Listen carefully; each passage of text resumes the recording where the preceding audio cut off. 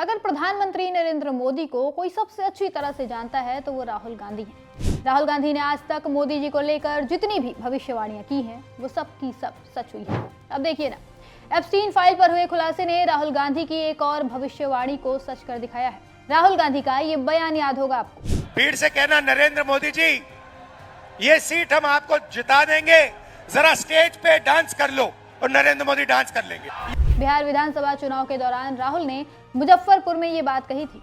उन्हें पता था कि अगर वोट के लिए कोई मोदी जी को नाचने को कह दे तो वो बिना झिझक के नाच कर भी दिखा देंगे। और आज एप्स्टीन फाइल्स के खुलासे ने ये बात सच कर दिखाया है। दरअसल अमेरिका की मशहूर एप्स्टीन फाइल्स में प्रधानमंत्री नरेंद्र मोदी का भी नाम आ गया है। मोदी को लेकर कुछ ऐसा खुलासा हुआ है जिसे सुनने के बाद हर भारतीय का सिर शर्म से झुक जाएगा। ये है जेफरी एप्स्टीन, जो अमेरिका में बच्चों के यौन शोषण, बलात्कार और मानवीय तस्करी का दोषी है। इसने 9 जुलाई 2017 को भारत के प्रधानमंत्री नरेंद्र मोदी के बारे में एक ईमेल में लिखा था, The Indian Prime Minister Modi took advice and danced and sang in Israel for the benefit of US President. They had met a few weeks ago. It worked. Epstein का साफ कहना है कि मोदी ने मुझसे सलाह ली और अमेरिकी राष्ट्रपति के फायदे के लिए इजराइल में जाकर नाचे और गाए, और ये काम कर गया। मोदी कुछ ही दिनों पहले अमेरिकी राष्ट्रपति से मिले थे। अब जरा आप ये ट्वीट देखिए। इस ट्वीट के डेट पर ध्यान दीजिएगा, 6 जुलाई 2017। प्रधानमंत्री मोदी इजराइल के लोगों का और वहां की सरकार का धन्यवाद कर रहे हैं हॉस्पिटैलिटी के लिए। 4 जुलाई को भी पीएम मोदी ने एक ट्वीट किया था जब वो इजराइल यात्रा के लिए निकले थे। इसका मतलब है कि 4 से 6 जुलाई तक साल 2017 में पीएम मोदी इजराइल दौरे पर थे। और इसके ठीक 3 दिन बाद एप्स्टीन ने ये मेल लिखा है।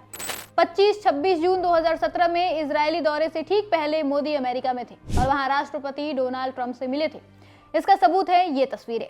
अमेरिकी यात्रा के बाद इसे पीएम मोदी ने ट्वीट किया था। यानी एप्स्टीन ने अपने मेल में जो बातें लिखी है वो सब की सब सही नजर आ रही हैं। एप्स्टीन के मेल के मुताबिक पीएम मोदी जून 2017 में अमेरिका गए और वहां एप्स्टीन से सलाह ली।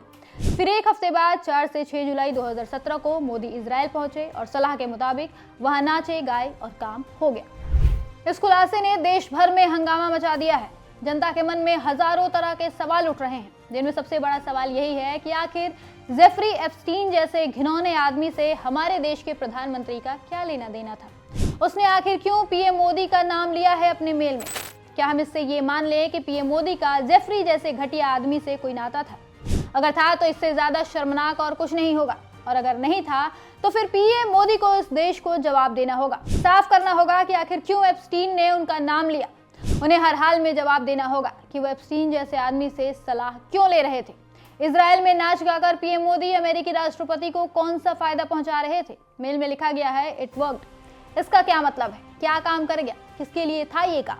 और इस सब का हमारे देश से क्या लेना देना है? इन सारे सवालों का जवाब पीएम मोदी को देना होगा। इधर राहुल गांधी की भविष्यवाणी को लेकर भी लोग हैरान हैं। वो समझ नहीं पा रहे हैं कि आखिर कैसे हर बार राहुल गांधी की भविष्यवाणी एकदम सच हो जाती है। बीजेपी और आरएसएस को लेकर उन्होंने जो भी बातें कही सारी सच हुई। मोदी अडानी की साठगांठ पर भी राहुल गांधी ने सालों पहले भविष्यवाणी कर दी थी, और आज पूरा देश मोदी अडानी की इस मित्रता की सजा भुगत रहा है।